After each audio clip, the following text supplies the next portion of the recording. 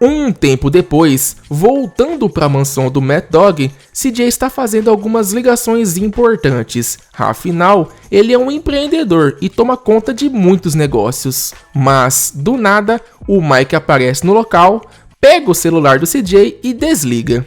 Depois de uma breve conversa, Mike diz que novamente tem um último serviço e depois disso ele vai sumir da vista do CJ para sempre. CJ fica muito bravo com o Mike e aponta uma arma para ele, mas Mike simplesmente ignora essa atitude, dizendo para ele parar de ser patético. Logo em seguida, ele diz que tem uma surpresa pro CJ e pede para ele atender o telefone, que simplesmente nesse exato momento começa a tocar. Quando CJ atende o telefone, ele ouve a voz do Sweet dizendo que não tá entendendo o que aconteceu, já que ele simplesmente foi solto da cadeia e agora ele precisa de uma carona para casa. CJ fica muito feliz com a notícia e ao desligar o telefone, ele até pergunta sobre o último trabalho que o Mike queria pedir. Mas Mike diz pro CJ ir buscar o irmão na delegacia e que isso era o serviço que ele iria pedir.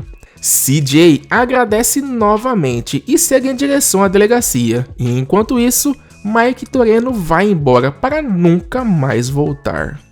Encontrando o Sweet na delegacia, CJ já começa a contar sobre todas as conquistas que ele conseguiu nesse meio tempo, e ele até chama o Sweet para ir morar na mansão junto com o restante do pessoal. Só para vocês terem uma noção, nesse ponto da história, CJ possui uma garagem em San Fierro, a concessionária Wong Cars, a loja de brinquedos do Zero, a pista de decolagem abandonada Verdant Meadows, ele é sócio do Hotel Van Gogh, sócio na transportadora RS Hall, sócio na Pedreira Hunter, sócio no Cassino for Dragons e empresário do Mad Dog. Além disso tudo, existem mais 3 locais que o CJ pode ser sócio, mas que não estão ligados à história principal, que no caso é o Mercadinho do Roboy em Los Santos, uma lojinha hippie em San Fierro e a lanchonete Burger Shot em Las Venturas. Em todos esses lugares, CJ começa trabalhando como entregador e fica dirigindo pela cidade fazendo a entrega de alguns pacotes brancos misteriosos. E depois de algumas entregas, CJ se torna sócio desses lugares e a partir desse momento, esses locais irão gerar uma receita de até $2.000 que devem ser coletados regularmente.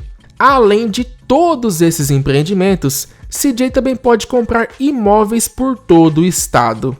Existem 29 casas que podem ser compradas em San Andreas e elas se diferenciam em vários aspectos. Existem casas pequenas nas periferias das cidades, casas luxuosas nas montanhas de Los Santos e em bairros nobres de San Fierro e Las Venturas, fazendas por toda a zona rural e até mesmo suítes de luxo em hotéis cassinos em Las Venturas.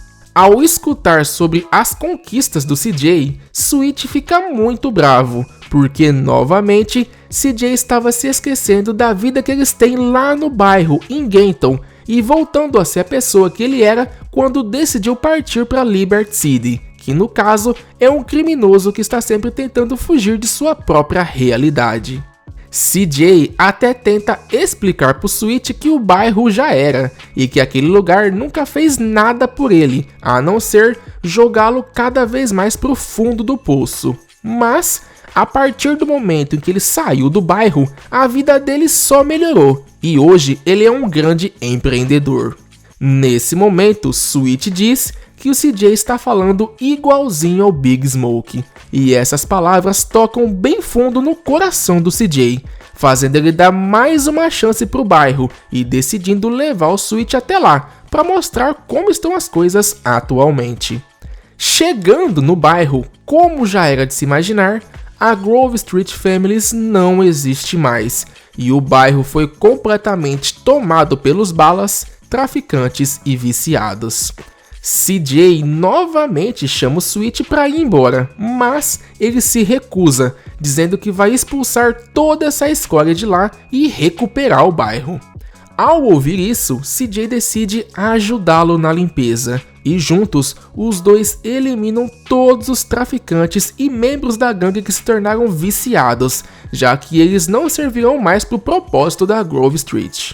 Depois de limpar o bairro das drogas e dos drogados, os dois iniciam uma guerra de gangues contra os balas, e novamente, juntos, eles eliminam todos os balas da área e recuperam o bairro.